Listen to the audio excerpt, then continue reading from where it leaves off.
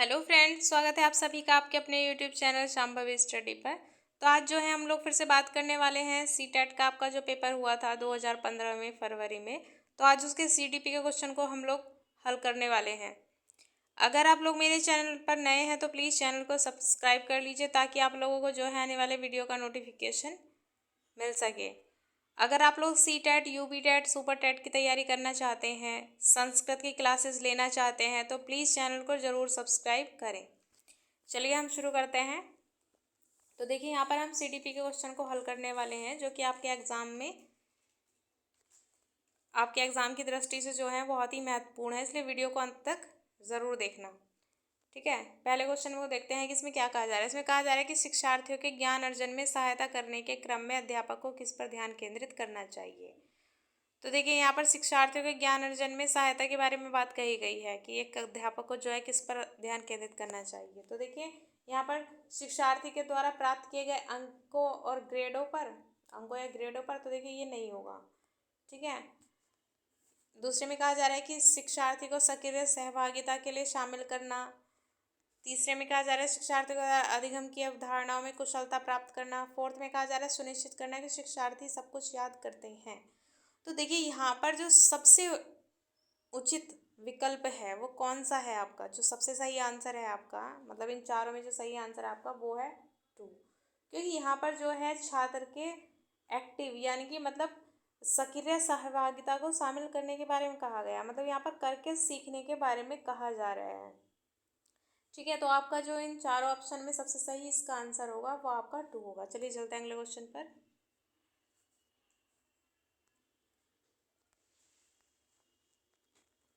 अगले क्वेश्चन में क्या कहा जा रहा है, अध्यापक के दृष्टिकोण से प्रतिभाशीलता किसका संयोजन है। तो देखिए यहाँ पर जो है ये जो क्वेश्चन आपको दिया गया है, तो ये क्वेश्चन आपको रेंजोली के 3 रिंग मॉडल है। ठीक है, उन्होंने 3 रिंग मॉडल दिए थे, तो ये उससे आपका क्वेश्चन आया है। तो यहाँ पर प्रतिभाशीलता, तो उन्होंने जो प्रतिभाशीलता का संयोजन बताया उससे आपका क्वेश्चन है ये, तो आपको राइट आंसर इसका बताना है। तो देखिए क्या उच्च प्रेरणा, उच्च वचनबद्धता, उच्च क्षमता। दूसरा उच्च योग्यता, उच्च क्षमता व उच्च वचनबद्धता। थर्ड में क्या कहा जा रहा है, उच्च क्षमता, उच्च सृजनात्मकता, उच्च स्मरण शक्ति।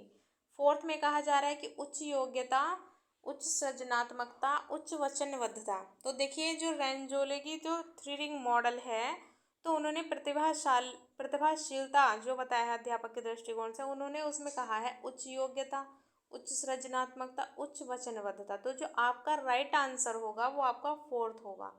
ठीक है, चलिए चलते हैं अगले क्वेश्चन पर। इसमें क्या कहा जा रहा है, इसमें कहा जा रहा है कि एनसीएफ 2005 के अनुसार गलतियां इस कारण से महत्वपूर्ण होती है। तो देखिए एनसीएफ 2005 के अनुसार पूछा जा रहा है यहाँ पर, एक गलतियां इस कारण से महत्वपूर्ण होती है। वे अध्यापक मतलब यह अध्यापक को बच्चों को डांटने के लिए एक तरीका उपलब्ध कराती हैं। ये बच्चों के विचार की अंतर्दृष्टि उपलब्ध कराती हैं तथा समाधानों को पहचानने में सहायता करती हैं। ये कक्षा के कुछ बच्चों को हटाने के लिए आधार उपलब्ध कराती हैं। यह विद्यार्थियों को उत्तीर्ण व अनुत्तीर्ण समूहों में वर्गीकृत करने के लिए एक महत्वपूर्ण उपकरण है। तो देखिए यहाँ पर जो आपका राइट आंसर होगा वो क्या होगा आपको बताना है। तो देखिए ये अध्यापक को बच्चों को डांटने के लिए एक तरीका उपलब्ध कराती है, ये गलत है। ये बच्चे के विचार की अंतर्दृष्टि उपलब्ध कराती है तथा समस्या मतलब समाधानों को पहचानने में सहायता करती है। देखिए इसका जो राइट आंसर होगा सही, आपका बिल्कुल सबसे सही उत्तर, तो वो आपका 2 होगा। ये कक्षा में कुछ बच्चों को हटाने के लिए आधार उपलब्ध कराती है, देखिए ये भी गलत है। यह विद्यार्थियों को उत्तीर्ण अनुत्तीर्ण समूहों में वर्गीकृत करने के लिए एक महत्वपूर्ण उपकरण है, ये भी गलत है आपका। तो आपका जो राइट आंसर है वह 2 है। चलिए चलते हैं अगले क्वेश्चन पर।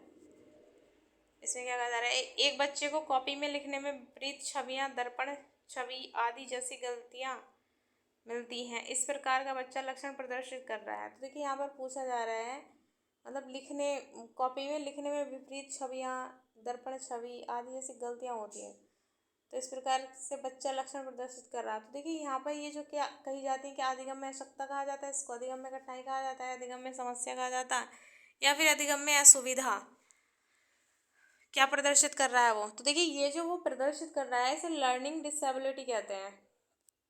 ठीक है, तो यहाँ पर जो आपका राइट आंसर होगा वो आपका 1 होगा। ठीक है, अधिगम में अशक्तता। ठीक है, बाकी तीनों आपके गलत होंगे। चलिए चलते हैं अगले क्वेश्चन पर।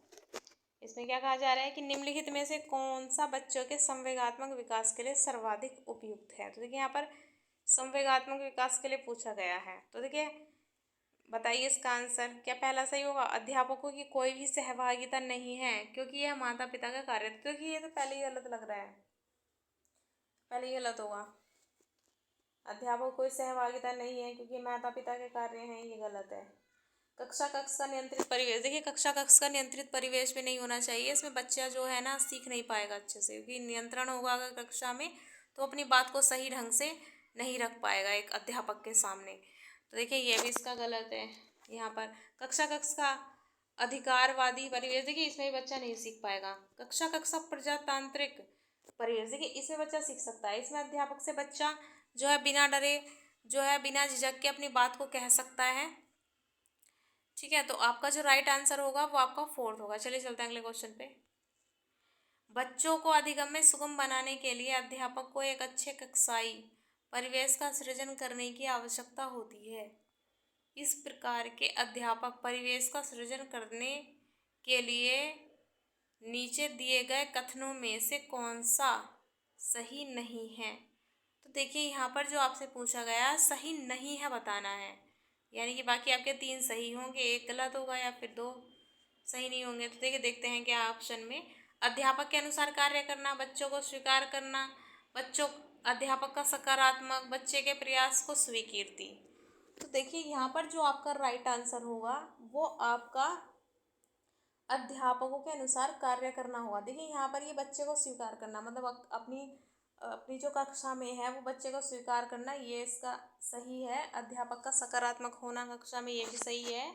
और बच्चे के प्रयासों को स्वीकृति देना, ये भी सही है। तो देखिए अध्यापकों के अनुसार कार्य करना, ऐसा नहीं है कि अध्यापक के अनुसार कार्य नहीं करना चाहिए, करना चाहिए, लेकिन बिल्कुल जो है मतलब एक तरह से वो होता है ना कि बिल्कुल मतलब कुछ देखना ही नहीं, बिल्कुल अगर अध्यापक सही कहे गलत कहे कोई फर्क नहीं पड़ता, बस सिर्फ और सिर्फ अध्यापक को फॉलो करना होता है। तो देखिए ऐसा भी नहीं होना चाहिए। मतलब एक तरह से बोलते हैं ना इसको अंधभक्त मतलब बोलते हैं इस टाइप से कुछ। तो देखिए ऐसा नहीं होना चाहिए, अपनी बात को रखना चाहिए। ठीक है, तो यहाँ पर जो आपका राइट आंसर होगा वो ए होगा, अध्यापक के अनुसार कार्य करना। चलिए चलते हैं अगले क्वेश्चन पर। लड़कों एवं लड़कियों के विषय में कुछ कथन नीचे दिए गए हैं, इसके अनुसार इनमें से कौन सा सही है। देखिए एक सही होगा, बाकी 3 गलत होंगे। या फिर देखते हैं नीचे क्या कहा जा रहा है। लड़कों को घर के कामों में सहायता करनी चाहिए। सभी लड़कों को विज्ञान तथा लड़कियों को गृह विज्ञान पढ़ाया जाना चाहिए। लड़कियों को घर के कामों में सहायता करनी चाहिए। लड़कों को घर के बाहर के कामों में सहायता करनी चाहिए। तो देखिए यहाँ पर जो ये सवाल है आपका, ये क्वेश्चन जो है ये जेंडर मतलब लिंग पक्षपात वाले चैप्टर से है ना। तो देखिए यहाँ पर ये कहा जा रहा है कि सभी लड़कों को, सेकंड में क्या कहा जा रहा है कि सभी लड़कों को विज्ञान और लड़कियों को गृह विज्ञान पढ़ाया जाना चाहिए। तो देखिए यहाँ पर ये जेंडर रूढ़िबद्धता है। थर्ड में देखिए लड़कियों को घर के कामों में सहायता करनी चाहिए, लड़कों को घर के बाहर के कामों में सहायता करनी चाहिए। देखिए ये भी गलत है आपका, 2 भी, 3 भी गलत है आपका, 4th भी गलत है आपका। जो राइट आंसर होगा वो 1 होगा। ठीक है, राइट आंसर आपका 1 होगा क्योंकि आपका जेंडर रूढ़िबद्धता से है। ठीक है, चलिए चलते अगले क्वेश्चन पर। एक प्रभावशाली अध्यापिका होने के लिए यह महत्वपूर्ण है। तो बताइए यहाँ पर क्या महत्वपूर्ण है। समूह गतिविधि के बजाय व्यक्तिक अधिगम पर ध्यान देना, विद्यार्थियों के द्वारा प्रश्न पूछने के कारण उत्पन्न व्यवधान की अनदेखी करना। तो देखिए यहाँ पर जो है ये प्रभावशाली अध्यापिका के बारे में बात की जा रही है। तो एक कक्षा होगी, मतलब कक्षा में बहुत सारे बच्चे होंगे, है ना। तो प्रभावशाली अध्यापक का होने के लिए महत्वपूर्ण है समूह गतिविधि के बजाय व्यक्तिगत अधिगम पर ध्यान देना चाहिए। देखिए ये गलत है। व्यक्तिगत अधिगम पर ध्यान दोगे आप तो फिर 1-2 बच्चों को ऐसे पढ़ाओगे, सही से सभी बच्चों को आप नहीं देख पाओगे किस तरीके से पढ़ाना है, सभी बच्चों को क्या प्रॉब्लम है। दूसरे में क्या है, विद्यार्थियों के द्वारा प्रश्न पूछने के कारण उत्पन्न व्यवधान की अनदेखी करना। देखिए ये भी गलत है, आप बच्चे को अनदेखा नहीं कर सकते अपनी कक्षा में। प्रत्येक बच्चे के संपर्क में रहना, पुस्तक से उत्तरों को लिखवाने पर बल देना। देखिए ये भी आपका गलत है। छोटा बच्चा है, कहाँ तक उससे पुस्तक से मतलब उत्तरों को लिखवाते रहेंगे और वो कैसे सही से याद कर पाएगा, इसलिए उसको उसकी समझ के अकॉर्डिंग जो है उसको समझाना चाहिए। तो देखिए यहाँ पर जो है प्रत्येक बच्चे के संपर्क में रहना, देखिए आपका जो राइट आंसर होगा वो आपका थर्ड होगा कि आप प्रत्येक बच्चे के संपर्क में रहिए, उसको क्या किस चीज़ की ज़रूरत है, मतलब उसके व्यवहार को जानने की कोशिश कीजिए। तो आपका जो सबसे सही उत्तर होगा इसमें, आपका जो राइट आंसर है मतलब वो है कि प्रत्येक बच्चे के संपर्क में रहना। चलिए चलते हैं अगले क्वेश्चन पर। उसमें क्या कहा जा रहा है, निम्नलिखित में से कौन सा उपयुक्त रचनात्मक आकलन कार्य नहीं है। तो देखिए यहाँ पर पूछा गया है रचनात्मक आकलन कार्य नहीं है। तो देखिए क्या परियोजना, क्या अवलोकन, विद्यार्थियों का योग्यता क्रम निर्धारित करना, खुले अंत वाले प्रश्न। तो देखिए यहाँ पर बात की गई है रचनात्मक आकलन कार्य नहीं है, ठीक है, मतलब रचनात्मक आकलन कार्य नहीं है, तो नहीं वाला बताना। तो देखिए परियोजना ये है रचनात्मक, अवलोकन भी है, विद्यार्थियों का योग्यता क्रम निर्धारित करना, खुले अंत वाले प्रश्न। तो देखिए खुले अंत वाले प्रश्न भी है ना। तो ये जो होता है कि विद्यार्थियों का योग्यता क्रम निर्धारित करना, तो देखिए योग्यता क्रम अगर आप बच्चों का निर्धारित करेंगे तो ये रचनात्मक आकलन नहीं है। तो आपका जो राइट आंसर होगा वो थर्ड होगा, है ना, और बाकी के जो होंगे आपके ये गलत हो जाएंगे, ठीक है। तो राइट आंसर आपका थर्ड। चलिए चलते हैं अगले क्वेश्चन पर। इसमें क्या कहा जाता है कि कहा जा रहा है कि विकृत लिखावट से संबंधित लिखने की योग्यता में कमी किसका एक लक्षण है। तो देखिए यहाँ पर विकृत लिखावट लिखने के बारे में बात की गई है ना, तो इसमें पूछा गया है कि डिस्पेक्सिया है, कि डिसलेक्सिया है, डिस्कैलकुलिया है, डिस्ग्राफिया है। तो देखिए यहाँ पर जो है लिखने के बारे में बात की गई है कि लिखने के बारे में उसको लर्निंग डिसेबिलिटी है ना, मतलब लिखने में उसको दिक्कत है। तो आपको इसका राइट आंसर बताना है, तो बताइए इसका आंसर क्या होगा। तो देखिए इसका जो आंसर होगा डिस्प्रैक्सिया गलत, डिसलेक्सिया उसे लिखने से संबंधित दिक्कत है। तो इसका जो आपका राइट आंसर होगा वो आपका फोर्थ होगा, डिस्ग्राफिया, ठीक है। चलिए चलते हैं अगले क्वेश्चन पर।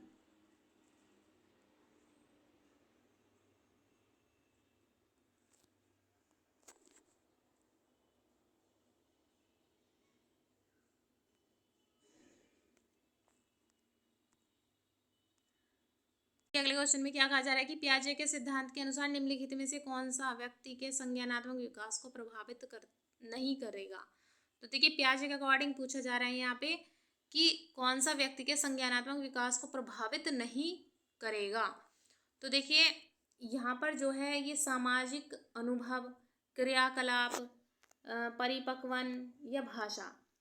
तो देखिए क्रियाकलाप जो है वो भी सही है, मतलब यहाँ पर पूछा गया है कि नहीं करेगा। तो देखिए सबसे पहले आपको मिल जाएगा कि यहाँ पर जो है सामाजिक अनुभव, पियाजे ने जो है अपने उसमें मतलब संज्ञानात्मक विकास में कहीं पर भी सामाजिक अनुभव का कोई जिक्र नहीं किया है। तो आपका जो राइट आंसर होगा वो फर्स्ट होगा, सामाजिक अनुभव। तो ये क्रियाकलाप सही है आपका, परिपक्वन सही है, भाषा सही है, ठीक है, लेकिन इसमें नहीं पूछा गया है ना, तो आपका राइट आंसर इसका 1 होगा, सामाजिक अनुभव, ठीक है।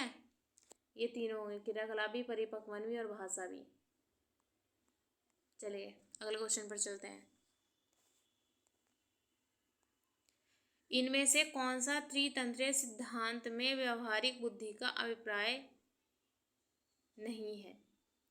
ये यहाँ पर थोड़ी एडिटिंग में प्रॉब्लम है, ये दो यहाँ पर लिखा है, चलो कोई नहीं। अभी देखते हैं आप क्या पूछा जा रहा है इसमें। इसमें से कौन सा त्रितंत्रीय सिद्धांत में व्यवहारिक बुद्धि का अभिप्राय नहीं है, व्यवहारिक बुद्धि का अभिप्राय नहीं है पूछा गया। तो देखिए क्या, केवल अपने विषय में व्यवहारिक रूप से विचार करना, इस प्रकार के पर्यावरण का चयन करना जिसमें आप सफल हों, पर्यावरण के साथ अनुकूलन करना, पर्यावरण का पुनर्निर्माण करना। तो देखिए यहाँ पर त्रितंत्रीय सिद्धांत में व्यवहारिक बुद्धि का अभिप्राय पूछा गया है, तो उसके अकॉर्डिंग जो आपका आंसर सही होगा वो आपका 1 होगा, ठीक है। केवल अपने विषय में व्यवहारिक रूप से विचार करना, बाकी ये जो है इस प्रकार के पर्यावरण का चयन करना कि जिसमें आप सफल हो सकते हैं, गलत है। ये त्रितंत्रीय बुद्धि के अकॉर्डिंग पूछा गया ना, इसलिए आपका राइट आंसर इसका 1 होगा। पर्यावरण के साथ अनुकूलन करना ये भी गलत है। पर्यावरण का पुनर्निर्माण करना ये भी गलत है। आपका राइट आंसर इसमें 1 होगा। चलिए अगले क्वेश्चन पर चलते हैं।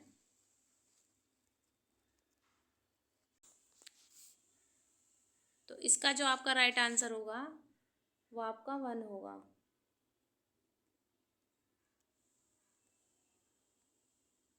चलिए अगले क्वेश्चन पर चलते हैं। अगले क्वेश्चन में क्या कहा जा रहा है कि कोई भी नाराज हो सकता है, ये आसान है, परंतु एक सही व्यक्ति के ऊपर सही मात्रा में सही समय पर सही उद्देश्य के लिए तथा सही तरीके से नाराज होना आसान नहीं है, संबंधित है। तो देखिए यहाँ पर नाराज होने के बारे में बात की गई। कोई भी नाराज हो सकता है, यह आसान है। एक सही व्यक्ति के ऊपर सही मात्रा में सही समय पर सही उद्देश्य के लिए तथा सही तरीके से नाराज होना आसान नहीं है, संबंधित है। तो देखिए क्या है, सामाजिक विकास से संबंधित है, क्या संज्ञानात्मक विकास से संबंधित है, शारीरिक विकास से संबंधित है, संवेगात्मक विकास से संबंधित है। तो देखिए यहाँ पर जो है ये रोना, हंसना, गाना, ये सभी जो है आपके संवेगात्मक विकास से संबंधित होते हैं।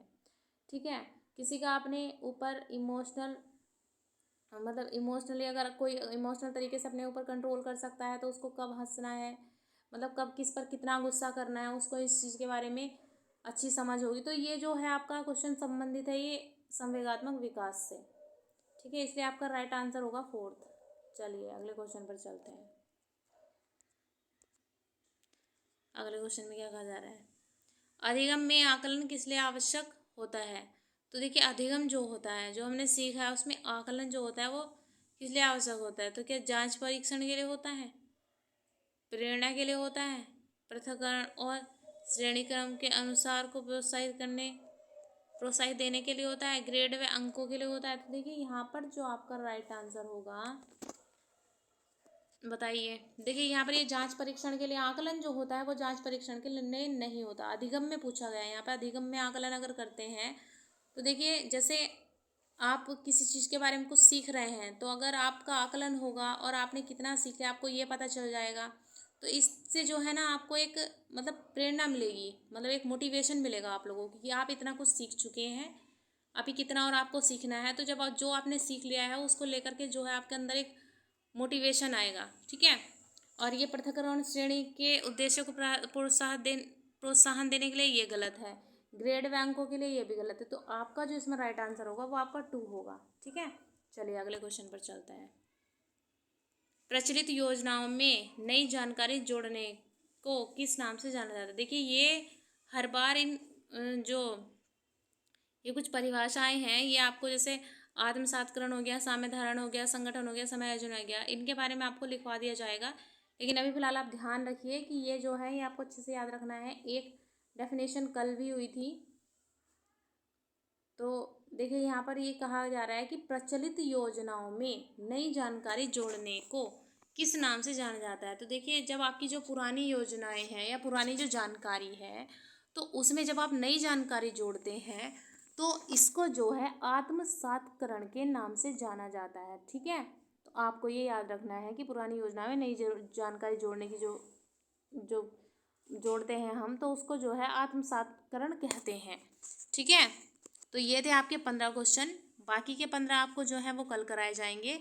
और मुझे उम्मीद है कि आप लोगों को वीडियो पसंद आया होगा। प्लीज़ वीडियो को लाइक कीजिए, शेयर कीजिए और सब्सक्राइब कीजिए। Thanks for watching.